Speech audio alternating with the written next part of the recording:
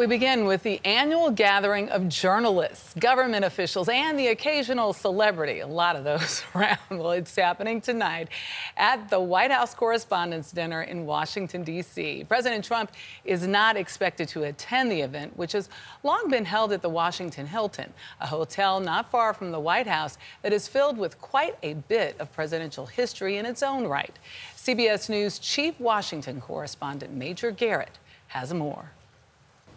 Inside the kitchen at the Washington Hilton, dinner prep for 2,600. That means 2,600 plates. Not quite. Executive Chef Daniel Bennett. So if it's a 3-course, you multiply that by 3. We could walk away doing almost 10,000 plates in the kitchen as a whole.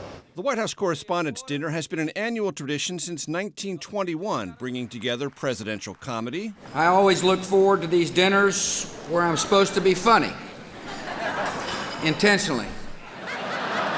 And the press corps.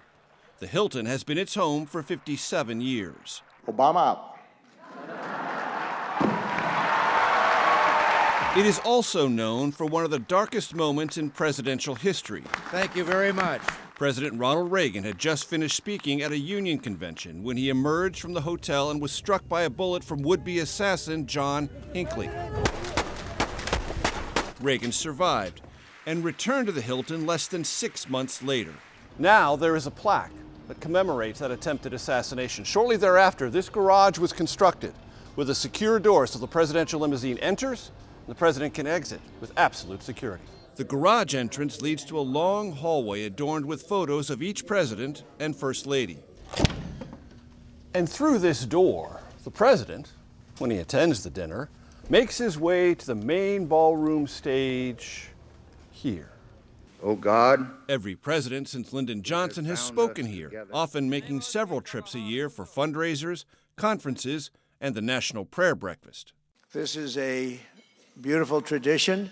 President Nixon attended an inaugural ball at the Hilton in 1969. This is going to mean a lot to us, and we're not going to let you down. Thank you. So did Barack Obama 40 years later. Thanks for this honor. Thanks for this privilege. When the hotel opened 60 years ago, its double-arc design was an architectural anomaly in a staid capital city.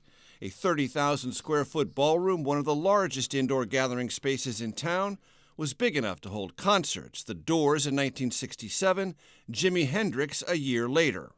This year, the White House Correspondents' Dinner will look a bit different. No featured comedian, no President of the United States. Pretty much the day the event ends, we're already planning for the next event. Ken Jarka is the hotel's general manager. When the night is over, what defines success? No one is writing about us the next morning. How's that? Not easy in a room full of journalists. For CBS Saturday Morning, Major Garrett, Washington. Always a fun time. It's a great event. We've been there multiple times. We were there together last year. Yeah. But it's such an important event because it celebrates the freedom of the press and the important access that we need to the White House, which is obviously a focus right now. But we also wanted to give a shout out to someone special. We do. We want to shout out Weijia Jiang, our White House correspondent, because she's the incoming president of the White House Correspondents Association. They put on this event, and they also organize a lot of the kind of negotiations and they're the connective tissue between the correspondents that cover the White House and the White House. So yeah, a lot of fun. We're so proud of her. I love the Hilton. Yes.